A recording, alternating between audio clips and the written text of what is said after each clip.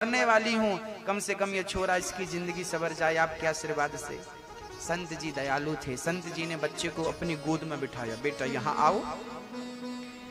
गोद में बिठाया और जब गोद में बिठा करके सिर पे हाथ फेरा और बच्चे के कान में संत जी ने कहा, बेटा बोलो राधे श्याम, बेटा बोलो बोलो बोलो कि बेटा बोलो राधे श्याम, कि बेटा बोलो राधे श्याम। और जैसे ही ये शब्द कान में पड़ा नरसिंह जी के भक्तों, वो नरसिंह खड़ा हो गया बालक और नाच नाच करके कहने लगा कि बोलो बोलो राधे श्याम, कि बोलो बोलो राधे श्याम, कि बेटा बोलो राधे श्याम, मैया जी बोलो राधे श्याम, गुरु जी बोलो राधे श्याम, भगत के वश में है भगवान, भगत के वश में है भगवान, भाव से मिलते हैं भगवान, भाव से मिलते हैं भगवान, बेटा बोलो राधे श्याम, बेटा बोलो राधे श्याम, भगत के वश में है भगवान, भगत के वश में है भगवान। नरसिंह जी ने जब प्रेम से वो राधे श्याम सुना, नाचने लगे। अब तो दादी अम्मा बड़ी खुश बाबा के चरणों में गिर पड़ी। अब दादी ने तुरंत अपना बटुआ निकाला, देखने लगी कितनी चिल्लर है, कितना चढ़ा दूं। जितना था उसके पॉकेट में सब बाबा जी के पांव में डाल दिया। महाराज सबसे बड़ी संपत्ति आपने हमें दे दी, हमारे बच्चे की वाणी लौटा दी, कान दे दिए, सब रख लो। बाबा जी बोले ये सब मेरे काम का नहीं, उठा और ले जा। संत जी जैसे ही वो नरसिंह का हाथ पकड़ के दादी अम्मा आगे बढ़ी और पलट कर देखा, वहां कोई बाबा नहीं था, कोई संत नहीं था, सब भगवान शिव ही कान देने के लिए और वाणी देने के लिए पहुंचे थे। नरसिंह जी के गुरु स्वयं भगवान शिव हैं। ये तो नरसिंह जी के बचपन की कथा थी। अब मैं आपको नरसिंह जी की जवानी की कथा सुनाता हूं। नरसिंह जी जब जवान हुए तो उनकी दादी मां मरने के पहले नरसिंह का विवाह कर देती है। नरसिंह जी का विवाह हो जाता है। अब जब विवाह हुआ तो घरवाली बहुत अच्छी थी, पर जो भौजाई थी ना, ये ठीक नहीं थी, क्योंकि नरसिंह जी कोई काम धाम करते नहीं थे, तो अपने भाई का ही खाते थे, उनकी भाई की कमाई की रोटी। नरसिंह जी के जो भाई थे वो राजा के यहाँ काम करते थे, मतलब वो सरकारी नौकर थे, तो उन्हें अच्छा खासा मिल जाता था, तो उसी रोटी को ये भी खाते। अब भाभी कहती देखो इतनी महंगाई में हम दो दो लोगों का पेट निठल्ला घर पे बैठा रहता नरसिंह। और नरसिंह जी क्या करते थे, बोले सुबह से शाम तक बस राधे श्याम, के बोलो बोलो राधे श्याम। बस सुबह से शाम पत्नी से भी कहते तुम भी बोलो, और भाभी से भी कहते, पर भाभी काय को बोले, भाभी चुप चुप, ये खाने देगा राधे श्याम तुम्हारा, दिन भर कमा के लाते, हमारे पति तुम घर में बैठे खाते हो दोनों। एक दिन तो भौजाई ने नरसिंह की पत्नी को घर से निकाल दिया, चल यहां से, कोई काम नहीं तेरा। बहुत अपमान किया, बहुत। नरसिंह को बासी रोटी खाने देती, पड़ा रहता। एक दिन तो घर से निकाल दिया। नरसिंह जी को बहुत बुरा लगा। नरसिंह जी एक दिन घर से निकल गए, जंगल की ओर चल पड़े। चलते चलते घनघोर जंगल में आप प्रवेश करते हैं। वहीं शिव जी का एक छोटा सा मंदिर था, शिवलिंग था। नरसिंह जी भूखे और प्यासे थे। जब शिवलिंग के पास, मंदिर के पास पहुंचे तो उन्हें मूर्छा आई और वो धड़ाम से शिवलिंग के ऊपर गिर पड़े। और 7 दिन तक वो उसी शिवलिंग पर, शिव जी के ऊपर हाथ रख करके नरसिंह जी पड़े रहे। ना तो पानी पिया आपने, ना तो भोजन किया, बस पड़े रहे शिव जी के चरणों में। शिव जी को दया आई कि मेरा भगत मेरे दर पे पड़ा है, बिना खाए बिना पिए। भगवान शिव प्रकट हो गए।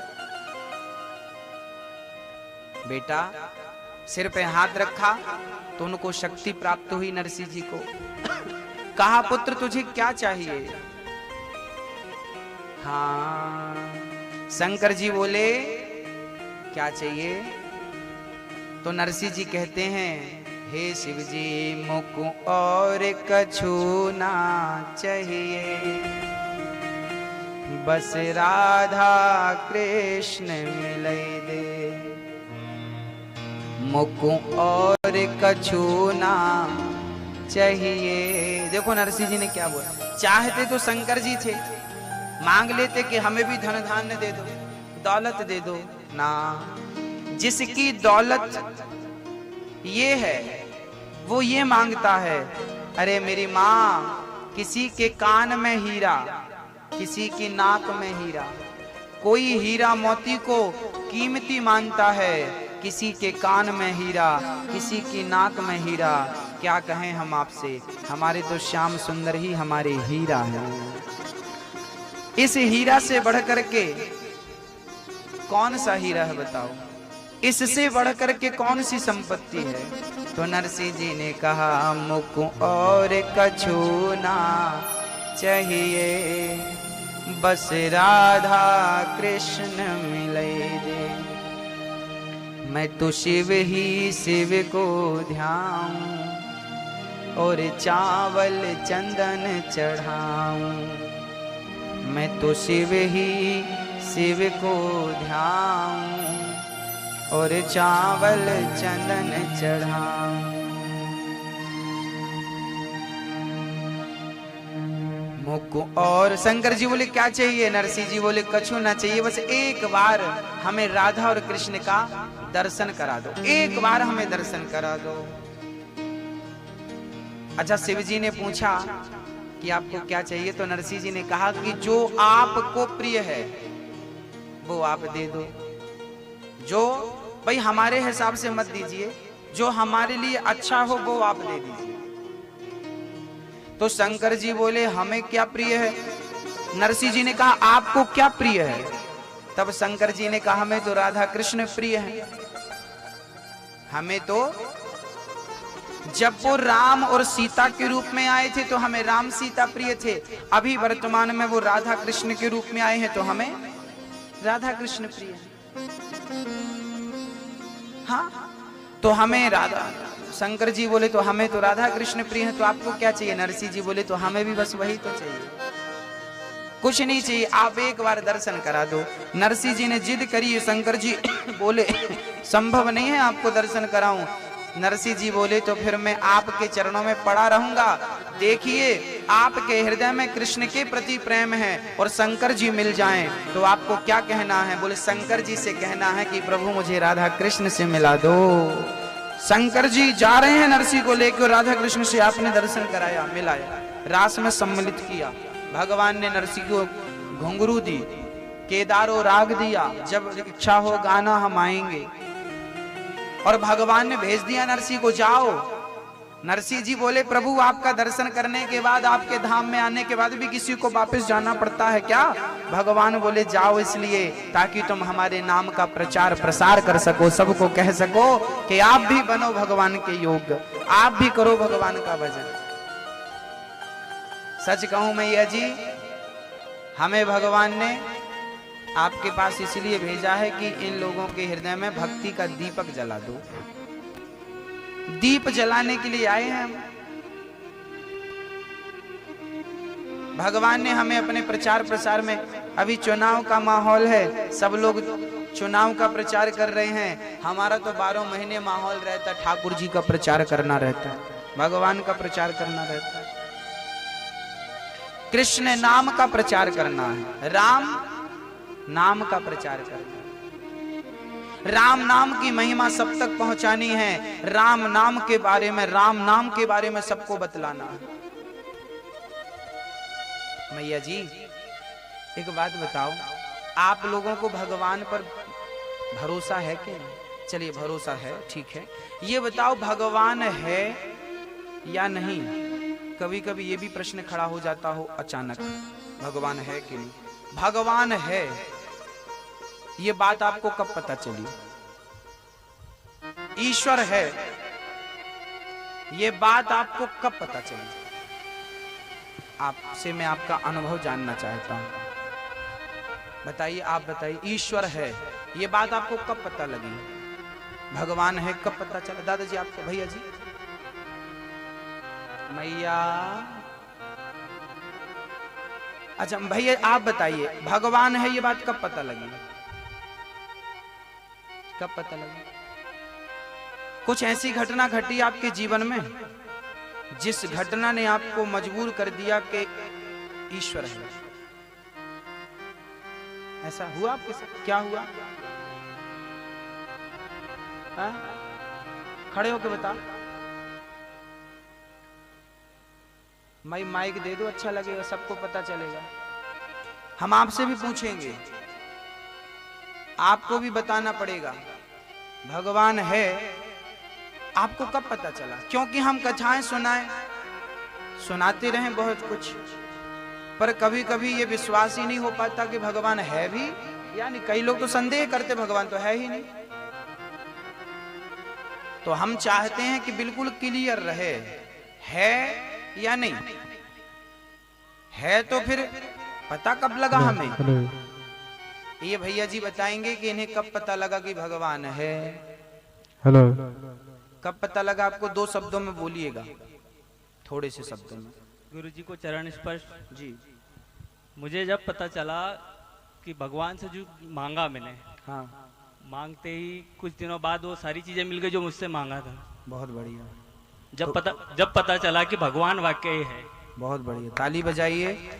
जो चाहा था वो मिल गया, तो विश्वास करने के लिए इतना पर्याप्त था। देखिए, भगवान हर इच्छाएं पूरी करते हैं सबकी। आपकी इच्छा भी हो और आपकी मेहनत भी हो, कर्म भी उसके साथ होना चाहिए। आप ईश्वर की कृपा भी होती है और आपका कर्म भी साथ देता है, तो कर्म के साथ कृपा बहुत बढ़िया होती है।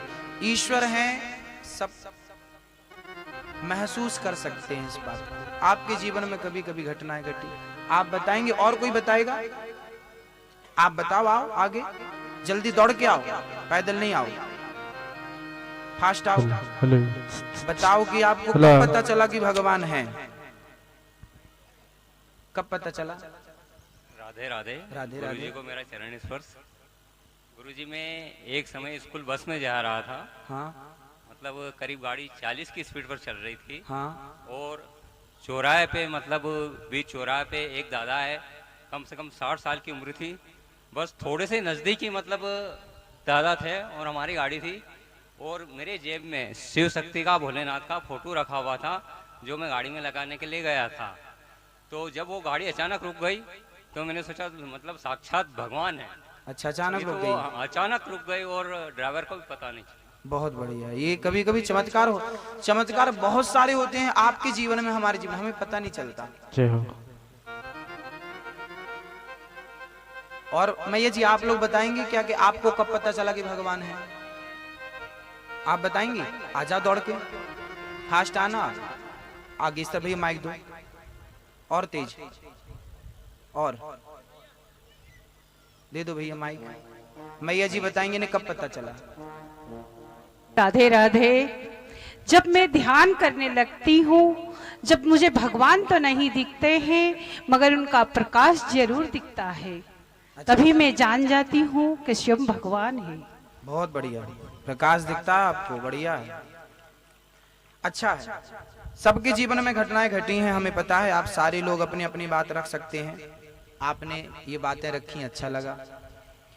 ईश्वर है ये महसूस आपको भी होता।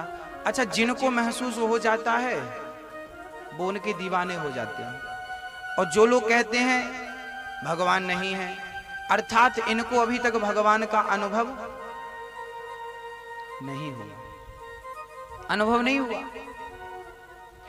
हुआ तो वो विरोध करते हैं, भगवान तो है ही नहीं। आप लोग कथा सुनने आते हैं तो बहुत सारे लोग कहते होंगे आप लोग पागल हैं, आप लोग कथा सुनते हैं 3 घंटे बैठे रहते हैं, क्या मिलता है? कई लोग कहते भी होंगे। उनको अनुभव नहीं हुआ, उनको अनुभव नहीं हुआ। देखिए, कोई कहता है कि मैं नास्तिक हूं, नास्तिक जैसा कुछ होता नहीं है। नास्तिक जैसा इस सृष्टि में कोई भी नास्तिक नहीं है। तो फिर लोग कहते हैं मैं तो भगवान को नहीं मानता, तो वो तो नास्तिक हो गए ना। देखिए, आप किसान हैं, बहुत अच्छे से समझ लेंगे। गेहूं, यदि हम गेहूं को पानी में ना डालें, खेत में ना डालें, तो क्या कभी वो अंकुरित होगा? बोलो, नहीं होगा। और आप रात को पानी में डाल दो तो सुबह तक 10 बजे 12 बजे तक वो अंकुरित दिखता है आपको। और पानी में नहीं डालो तो खराब हो जाएगा, वो घुन जाएगा, पर वो अंकुरित नहीं होगा। नमी ना मिले तो अंकुरित नहीं होगा। अंकुरित शक्ति तो है हर गेहूं के दाने में, पर मिलना जरूरी क्या है?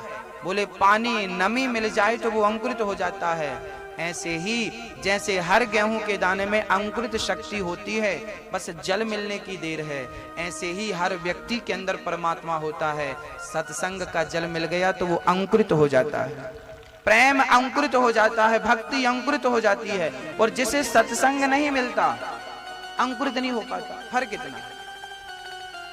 मेरे साथ कई बार ऐसे लोग आए, गुरुजी हम कभी सत्संग सुनते ही नहीं थे, कभी हम भगवान को मानते नहीं। हजारों लोग ऐसे आ चुके हैं जो भगवान को नहीं मानते थे, ईश्वर पे विश्वास नहीं करते थे, आज वही सबसे बड़े दीवाने हैं भगवान के। ऐसे हजारों केस मेरे साथ हो चुके, हजारों लोग हो चुके, एक दो नहीं। अर्थात इनके हृदय में भक्ति तो थी, पहले से प्रेम तो था, बस सत्संग का अभाव था। सत्संग का जल डाला, भक्ति अंकुरित हो गई, प्रेमी हो गए, दीवाने हो गए। कोई नहीं है इस दुनिया में जो नास्तिक हो। देखो मैया जी, भगवान चीज क्या है, ईश्वर क्या है, वो कैसा है, उसके बारे में लोग क्या क्या कहते हैं। इसका एक छोटा सा एग्जाम्पल देता हूं। ईश्वर, हिंदू कहता है कि ईश्वर भगवान है, ये राम है, ये कृष्ण है। मुसलमान कहते हैं ईश्वर अल्लाह, उसे अल्लाह कहते हैं। सिख कहते हैं ये वाहिगुरु है। तो क्रिश्चियन लोग कहते हैं कि ये ईसा मसीह है। कोई उसे गॉड कहता है, कोई उसे अल्लाह कहता है, कोई उसे भगवान कहता है। अब कंफ्यूज ये है, बात ये है कि क्लियर क्या है, क्या सही है, क्या गलत है। आज मैं आपको ये बात समझाऊंगा। एक विद्यालय था, वो अंधों का विद्यालय था, अंधे विद्यार्थी थे सारे, जिनकी आंखें नहीं। एक दिन गांव के अंदर हाथी आ गया, बड़ा सा घंटा गले में था, टन टन टन टन बज रहा था। गुरुजी अंधे विद्यार्थियों को शिक्षा दे रहे थे, सुबह 10 बजे का समय था। अंधे विद्यार्थियों ने कहा गुरुजी ये आवाज किसकी आ रही है? गुरुजी ने कहा बेटा गांव में हमारे हाथी आया है। शिष्यों ने कहा गुरुजी ये हाथी क्या होता है? गुरुजी बोले बेटा काश तुम्हारी आंखें होती तो तुम देख लेते कि हाथी क्या, मैं तुम्हें कैसे समझाऊं। तो चेलों ने कहा गुरुजी हमारी आंखें नहीं है, फिर भी हम हाथी को देखना चाहते हैं, आप हाथी से कहो कि वो हमारे पास आए। गुरुजी बोले बेटा आपकी आंख नहीं है, आप कैसे देखोगे? चेला बोले गुरुजी हम छू करके देख लेंगे, हाथ से छू करके देख लेंगे, स्पर्श। गुरुजी को लगा ये विद्यार्थी हैं, भोले हैं, दिखा देते। हाथी को रोका, महावत हाथी को रोक दो थोड़ा, हमारे विद्यार्थी स्पर्श करके देखना चाहते, छू करके। महावत ने हाथी को खड़ा कर दिया और गुरुजी ने एक एक से भेजा, पहले तुम जाओ। तो एक गया और हाथी के पांव से लिपट गया। पांव बड़ा खंबे की तरह मोटा हाथी का, उसको लगा अच्छा ये हाथी है, लंबा लंबा खंबे की तरह। वापस आ गया, फिर दूसरे विद्यार्थी को भेजा, तो वो सूंड थी, सूंड से लिपट गया। अच्छा ये हाथी है, ऊपर मोटा है, नीचे पतला, और नीचे हाथ डाला तो 2 छेद थे। अच्छा ये है हाथी। वो भी आया, तीसरा गया तो पूंछ पकड़ लिया, पीछे पूंछ, अच्छा ये है पतला, अच्छा नीचे झाड़ू, वो झाड़ू लगाने लगा, अच्छा ये तो झाड़ू है, हमारे घर पे झाड़ू ऐसे ही थी, अच्छा हो सकता है ये हाथी हो। आ गया, तब तक हाथी महाशय बैठ गए, तब तक चौथा चेला आया तो उसने बैठे हुए हाथी का पेट पकड़ लिया। अब लंबा लंबा दीवार की तरह, यहां से वहां तक दीवार ही दीवार, उसको लगा अच्छा हाथी दीवार की तरह होता है। तभी हाथी लेट गया तो कान नीचे आ गए, एक विद्यार्थी गया तो हाथी के कान पकड़ के आ गया, अच्छा ये हाथी सुपड़े की तरह। आ गए सारे विद्यार्थी, कोई पांव पकड़ा, कोई हाथ सूंड पकड़ा, कोई कुछ, आ गए, हाथी चला गया। अब बैठ गए, गुरुजी ने बोला बेटा ये बताओ आपने हाथी को देखा?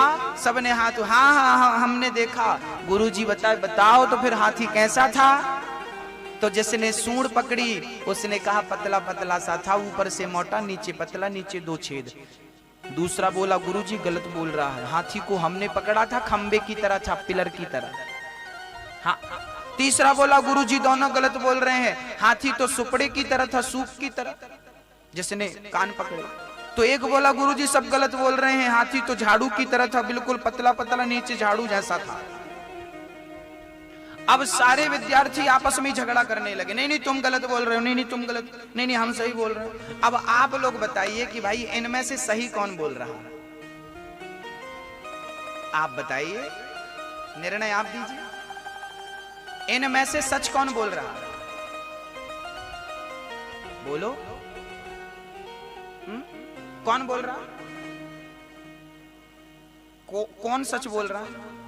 चलिए सभी बोल रहे हैं सच, तो फिर ये बताओ झूठ कौन बोल रहा है? हाँ?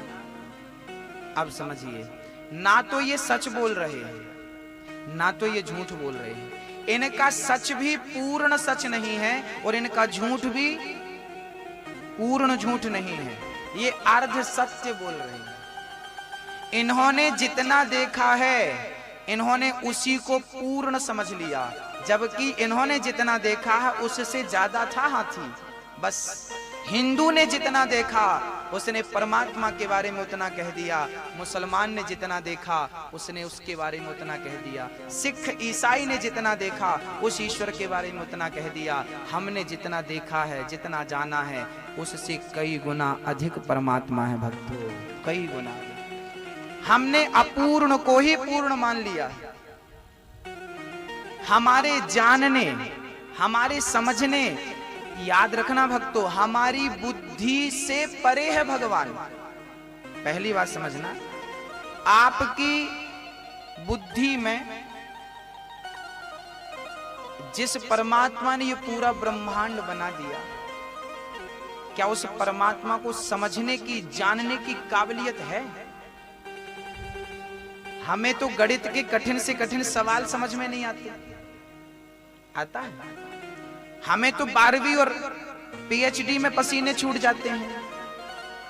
तो परमात्मा को समझना सरल बात है मेरी माँ। भगवान अब झगड़ा करते, हिंदू झगड़ा करता, मुसलमान झगड़ा से, तो ये झगड़ा, वो विद्यार्थी आपस में झगड़ा करने लगे। भाई झगड़ा क्यों करते हो? तुमने जितना देखा है उससे ज्यादा आपने भगवान के बारे में जितना सुना होगा भक्तों, हमने भी जितना सुना है उस सुने से ज्यादा ईश्वर है। ईश्वर तो समुद्र की गहराई की तरह है, ईश्वर तो सिंधु है और हमें तो केवल एक बिंदु मिली है। ईश्वर तो सिंधु है और हमें कितना मिला? केवल एक बिंदु, एक बिंदु। ईश्वर सिंधु है, इसलिए भगवान को लेकर झगड़ा ना हो। समझ रहे हैं दादाजी, भैया जी? ईश्वर को लेकर झगड़ा ना हो। वो अब विज्ञान कहता है कि आकाश गंगाओं में बहुत सारे ब्रह्मांड लटक रहे हैं, बहुत सारी पृथ्वियां लटक रही हैं। अब बताओ मेरी माँ, जिस परमात्मा ने ये पृथ्वी बनाई, ये सृष्टि बनाई, अच्छा गधे को का खा गाघा याद कराओ, याद करेगा? और का खा गाघा का मतलब क्या गधा समझेगा? जैसे गधा कभी काखा गाघा नहीं समझ सकता, ऐसे हम परमात्मा के सामने गधे हैं, उसका काखा गाघा भी नहीं समझ सकते। एक सज्जन बोले कि भगवान ने ये सृष्टि क्यों बनाई। एक गाना भी आपने सुना होगा, दुनिया बनाने वाले काहे को दुनिया बनाई, क्या तेरे दिल में समाई, ऐसा कुछ गाना है, सुना होगा आपने। एक सज्जन ने हमसे कहा कि महाराज जी भगवान ने दुनिया क्यों बनाई। हमने कहा से क्यों का उत्तर तुम्हारी समझ में कभी नहीं आएगा, क्योंकि से क्यों का उत्तर समझने के लिए तो हम गधे हैं उस परमात्मा के सामने, है ना। हाँ, इसलिए आप बहुत कुछ समझें, अच्छी बात है, लेकिन सबका सार है राम नाम। यदि राम नाम जपोगे तो वो चाहे तो तुम्हें सब दिखा सकते हैं, वो चाहे तो सब दिखा सकते हैं। वो अर्जुन को भी भगवान ने अपना विराट स्वरूप दिखाया। कब दिखाया? जब भगवान ने कहा, अर्जुन ने कहा प्रभु हमें अपना स्वरूप दिखाओ। अर्जुन ने कहा दिखाओ। भगवान बोले तुम्हारी इन आंखों में शक्ति नहीं है कि तुम हमारा विराट। अच्छा, आप लोग सूर्य को देख सकते हैं क्या? आप और हम सूर्य को कभी नहीं देख सकते मेरी माँ। तो हाँ, एक सूर्य को हम नहीं देख सकते, तो जिस परमात्मा ने ये सूर्य बनाया है, जिसके अंदर ऐसे करोड़ों सूर्य का प्रकाश है, उसे आप और हम क्या देख पाएंगे? क्या देखने की, वो खड़ा भी हो जाए तो क्या देखने की सामर्थ्यता है? आपकी तो आंखें बंद हो जाएंगी, चक्काचौंध हो जाएगा। जिस दिन वो परमात्मा आपके सामने आके खड़ा होगा तो आप खोल नहीं पाएंगे आंखें। अर्जुन कहा हमें दिखाओ, तब भगवान ने अपना स्वरूप दिखाया। उसके पहले अर्जुन को भगवान ने दिव्य चक्षु दिए, दिव्य नेत्र दिए, दिव्य चक्षु दिए। तब कहीं जाकर अर्जुन ने भगवान को देखा और देख कर कहा प्रभु हमें इस स्वरूप में आनंद नहीं है, हमें हमारे सामने अब उसी कृष्ण के रूप में आ जाओ, हम तो उसी में सुखी थे, उसी में आनंद थे, उसी में। मैया जी, गंगा में ढेर सारा पानी है, गंगा में ढेर सारा पानी है, पर आपको पीना कितना है?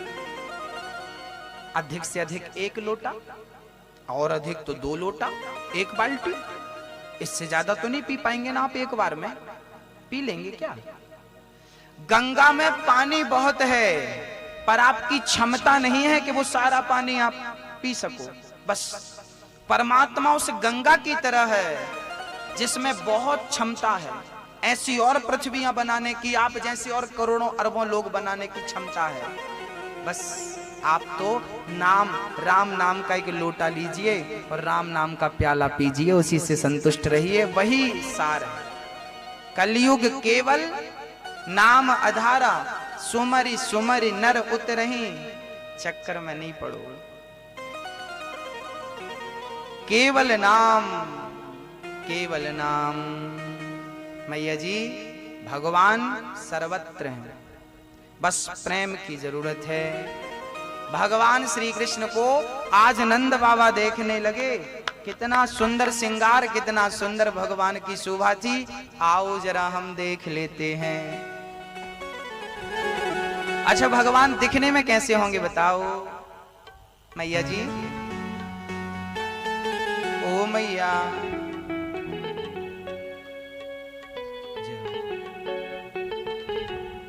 कैसे हैं भगवान? नाम तुम्हारा पालनहारा, जाने कब दर्शन होगा, जिसकी रचना इतनी सुंदर, वो कितना सुंदर होगा। मैया जी, तोता अच्छा दिखता है कि नहीं? है ना? ये देखो जब बरसात होती है ना तो पूरा हरा भरा। मैया जी बैठ जाओ।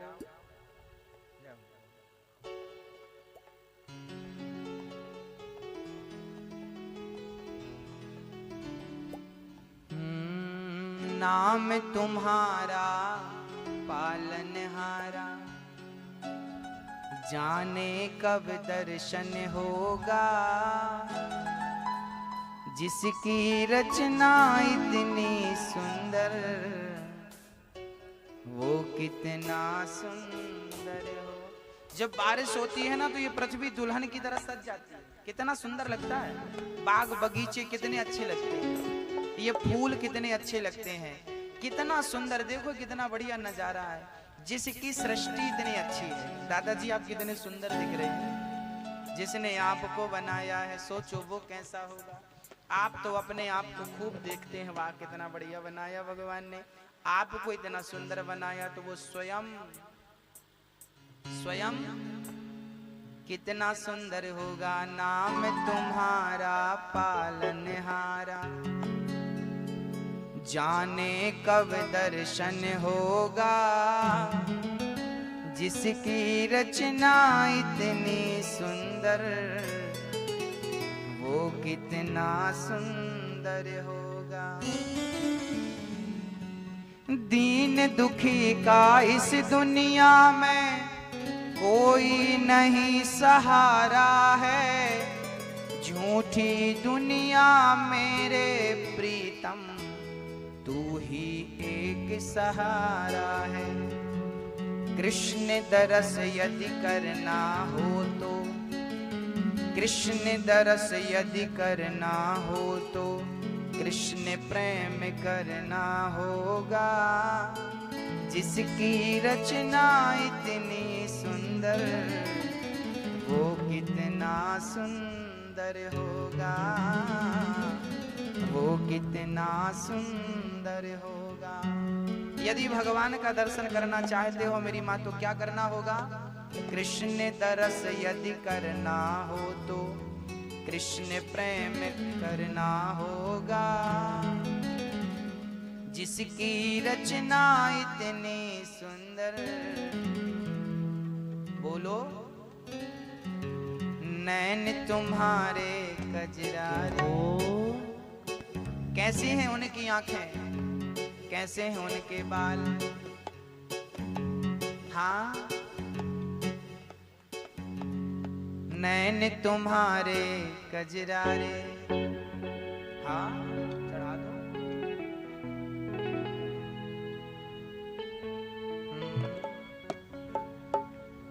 वाह वाह क्या बात है, वाह वाह क्या बात है। उठाओ दोनों हाथ जो मस्ती से मेरे कन्हैया के लिए क्या कहना है कहो।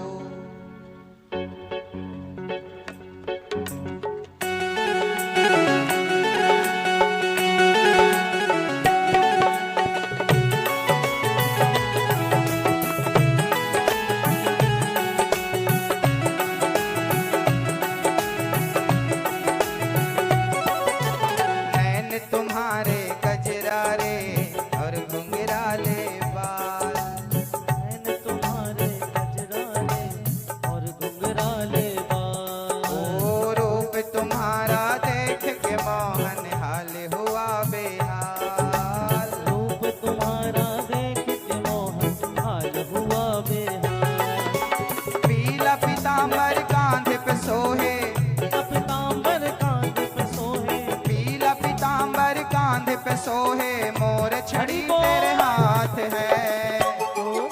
हाथ ऊपर ताली सेवा।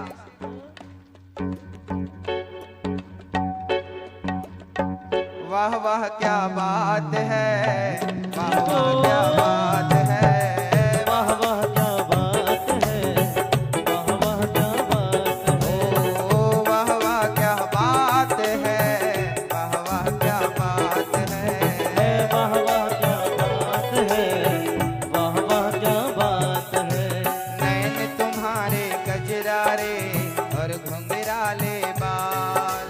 नैन तुम्हारे गजरारे और घुंघराले बाल। ओ रूप तुम्हारा देख के मोहन हाल हुआ बेहाल। और रूप तुम्हारा देख के मोहन हाल हुआ बेहाल। पीला पीतांबर कांधे पे सोहे, पीला पीतांबर कांधे पे सोहे। पीला पीतांबर कांधे पे सोहे।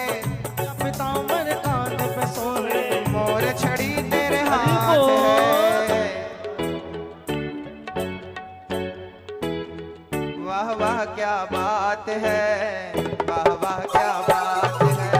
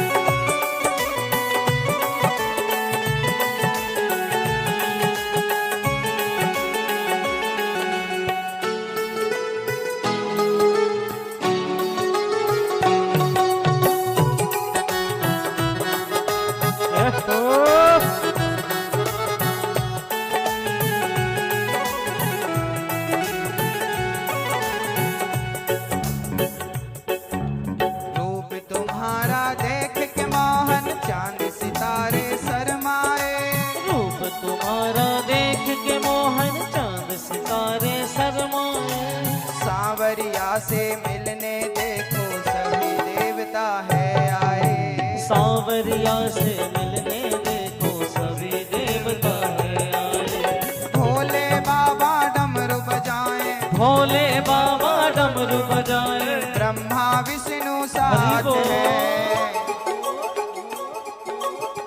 वाह वाह क्या बात है, वाह वाह क्या बात है। वाह वाह क्या बात है, वाह वाह क्या बात है। वाह वाह क्या बात है, वाह वाह क्या बात है। ओ वाह वाह क्या बात है, वाह वाह क्या बात है।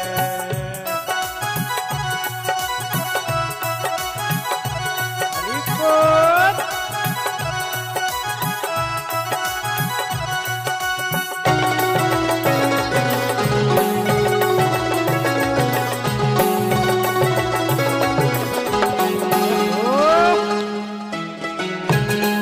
हरि बोल।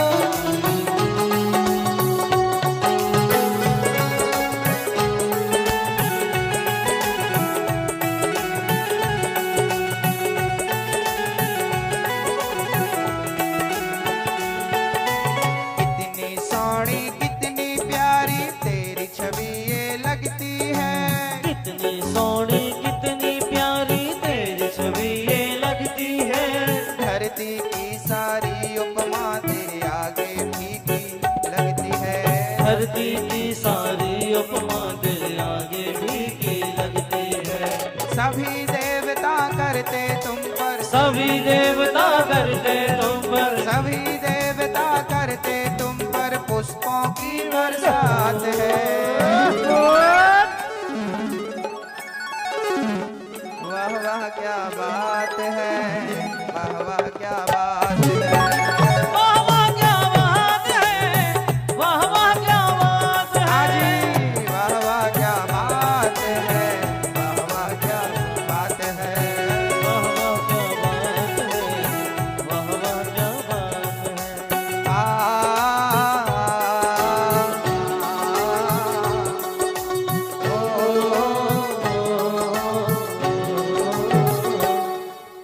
सच्चा है दरबार जहाँ बैठे लखदातार, जहाँ हो रही जय जयकार। श्याम तुम कितने सुंदर हो, तुम कितने सुंदर हो। सच्चा है दरबार जहाँ बैठे लखदातार, जहाँ हो रही जय जयकार। श्याम तुम कितने सुंदर हो, तुम कितने सुंदर हो।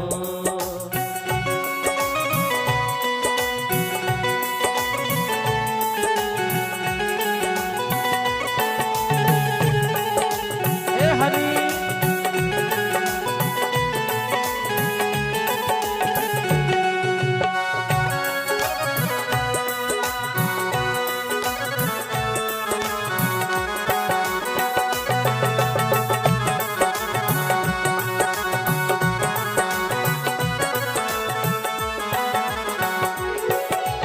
रूप तुम्हारा देख के मोहन, देखिए जरा मेरे गोविंद कैसे हैं। कि कितना प्यारा है सिंगार कि तेरी ले नजर उतार, कितना प्यारा है। कितना प्यारा है सिंगार कि तेरी लेओ नजर उतार। कितना प्यारा है। जरा दोनों हाथ बढ़ा के मेरी माए नजर उतारेंगी कन्हैया की। कि कितना प्यारा है सिंगार कि तेरी ले नजर उतार, कितना प्यारा है। ओ कितना प्यारा है सिंगार कि तेरी लेओ नजर उतार। कितना प्यारा है। तेरे दर पे जो भी आता वो खाली हाथ न जाता। तेरे दर पे जो भी आता वो खाली हाथ न जाता। मुँह मांगी मुरादें पाता, सब कुछ उसको मिल जाता। मुँह मांगी मुरादें पाता, सब कुछ उसको मिल जाता। भरता है झोली सबकी, करता है झोली सबकी। जो मांगे बस एक बार। सच्चा है दरबार जहाँ बैठे लखदातार, जहाँ हो रही जय जयकार। श्याम तुम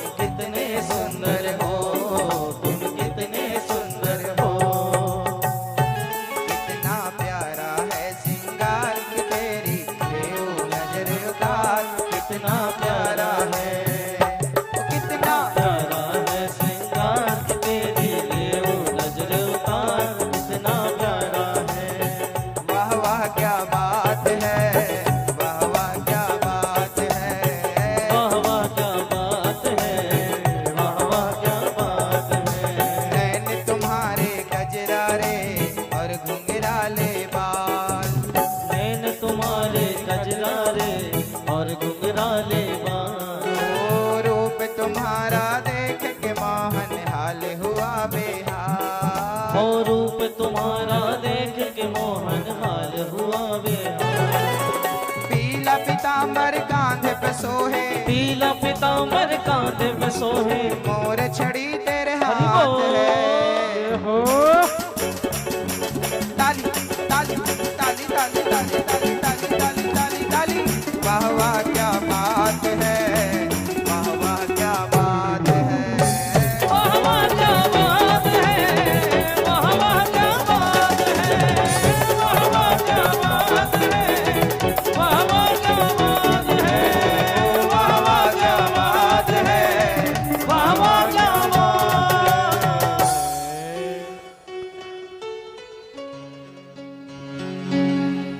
तेरे दर पे जो भी आता वो खाली हाथ न जाता। जो आता है ना खाली जाते ही नहीं, भर के जाता है। अब भगवान श्री कृष्ण का उत्सव बहुत धूमधाम से हुआ। एक दिन भगवान श्री कृष्ण को माँ यशोदा ने दूध पिलाया और पलने पे लिटा दिया। अच्छा, भगवान कृष्ण के जन्म की बधाई देने पता राधा रानी की माँ भी आई है। आपको पता है राधा रानी भगवान श्री कृष्ण से बड़ी हैं। कितनी बड़ी हैं?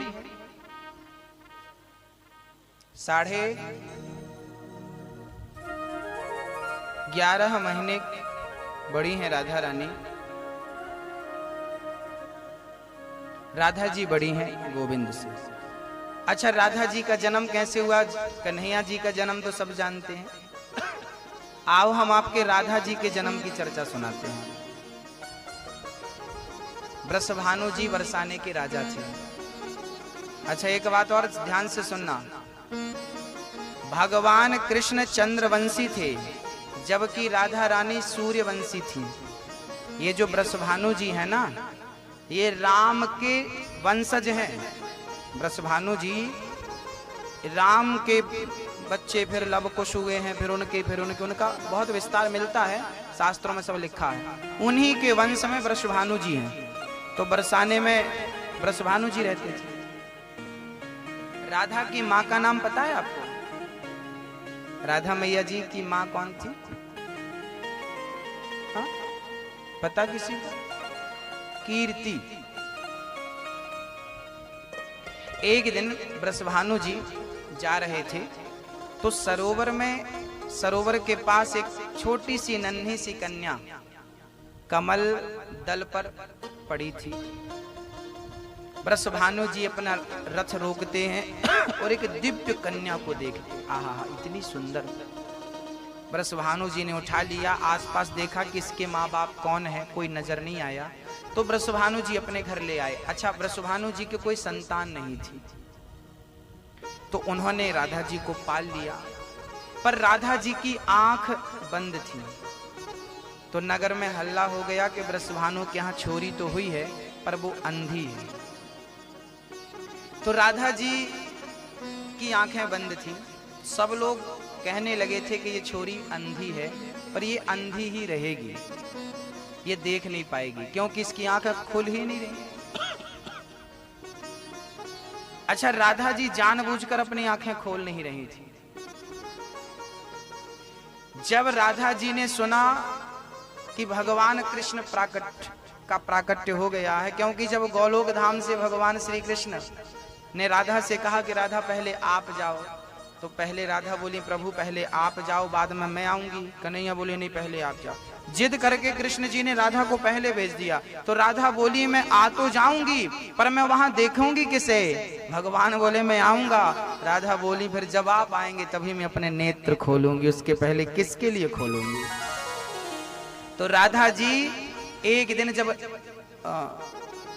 वृषभानु जी को पता चला कि नंद के यहाँ छोरा हुआ है, तो नंद की बधाई देने के लिए बरसाने से सखियां सखा और बरसाने के, अच्छा, नंद राय जी के और वृषभानु जी के बड़े संबंध थे, ये बड़े मित्र थे एक दूसरे के। एक दूसरे के साथ रहा करते थे। तो आज जब भगवान कृष्ण का जन्मोत्सव मनाया गया ना, लाला का जन्म हुआ, दूर दूर से लोग आए। वृषभानु को पता चला कि मेरे सखा के घर पर छोरा हुआ बुढ़ापे में, तो लो भैया, वृषभानु की पत्नी वृषभानु जी, अब राधा भी आई, छोटी सी थी, गोद में लेके कीर्ति जी आई। अब यशोदा ने देखा कि बरसाने से वृषभानु जी और कीर्ति जी आई हैं। कीर्ति जी के हृदय से लग गई यशोदा, और छोरी को देखते यशोदा रोने लगी, भगवान मैंने सुना कि आपको छोरी हुई, पर वो अंधी हुई, बड़ा दुख है। कीर्ति जी ने कहा कोई बात नहीं, आपके बेटा हुआ है, बड़े खुशी की बात है। तो राधा बोली कीर्ति आओ, हम आपके पांव धो करके आपको भोजन कराएं। तो राधा जी को लेकर के यशोदा कन्हैया पालने पे लेटे थे, तो कन्हैया के ही पलने पे राधा रानी को यशोदा ने लिटा दिया, और कीर्ति भोजन करने लगी यशोदा के साथ। अब यहाँ एक ही पलने पे कन्हैया जी पड़े थे, उसी पलने पे राधा जी आ गई। अब जब राधा जी आई तो राधा जी बड़ी थी, उस समय राधा जी पलटने लगी थी, है ना, तो पलट गई राधा जी, और पलट करके सिर उठाया ऐसे, और सिर उठा करके कन्हैया को पहले तो हाथ से टटोला कि है कि नहीं।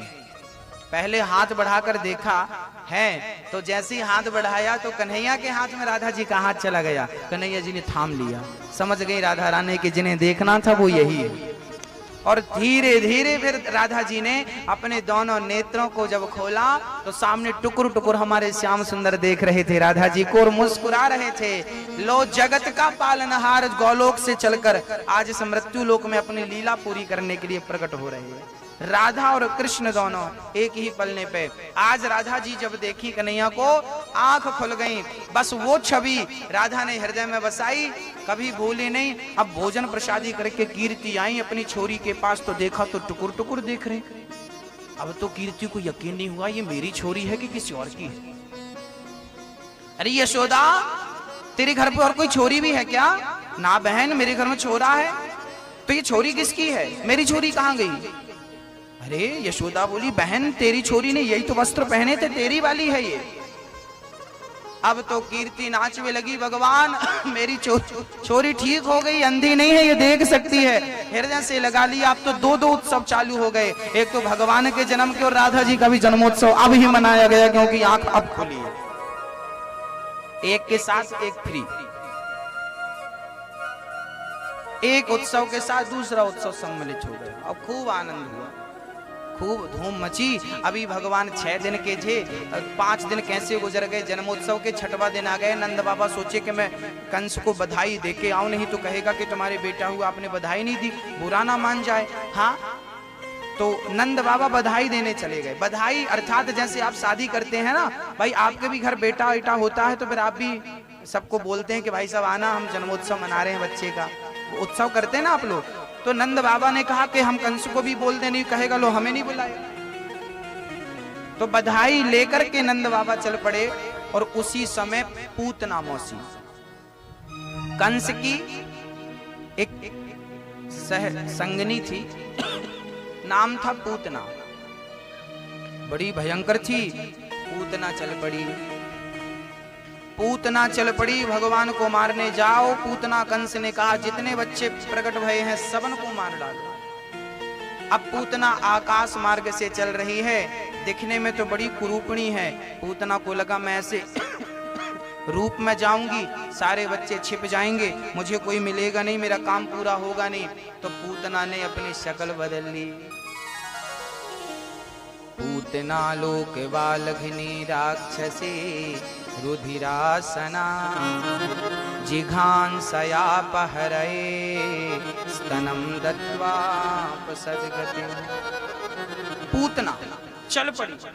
अभी भगवान का उत्सव चल रहा था कि पूतना अपनी शक्ल बदल के इतनी सुंदर बन के आई। मैया जी पूतना बड़ी कुरूपणी थी, पर आज आई है ना तो बड़ी सुंदर बन के आई है।